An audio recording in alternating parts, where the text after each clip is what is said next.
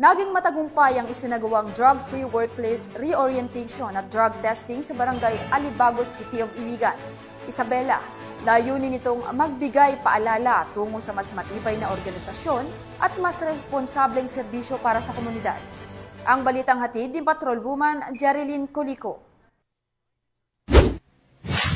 Matagumpay na isinagawa ang drug-free workplace reorientation and drug testing na ginanap sa City Hotel and Convention Center, Barangay Alibagos, City of Iligan, Isabela noong ika-25 ng Hulyo nitong taon. Unang bahagi ng programa ay ang drug-free workplace reorientation na pinangunahan ng Philippine Drug Enforcement Agency Isabela Provincial Office na nagbigay ng kaalaman at paalala ukol sa masamang epekto ng paggamit ng ipinagbabawal na gamot sa lugar ng trabaho.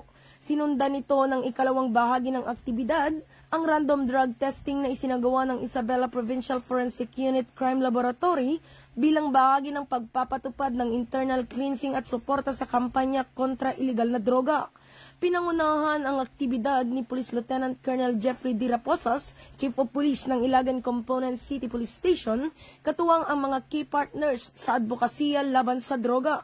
Dumalo rin bilang mga paunahing pandangal sina Pastor Victor N. Serquiña, Balay Silangan Focal Person, Pastor Donald Ramos, Kadak Focal Person, Intelligent Agent 5 Maria Edita Arbonagan, Provincial Officer ng PIDEA Isabela, at Police Major Alfredo M. Quintero, Officer in Charge ng Isabela Provincial Forensic Unit.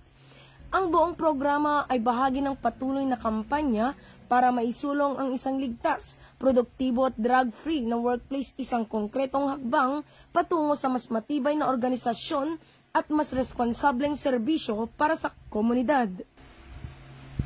Mula dito sa Lambak ng Cagayan, ako ang inyong Police News Network Correspondent, Patrolwoman Jerilyn Colico, alagad ng batas, tagataguyod ng balitang pulis.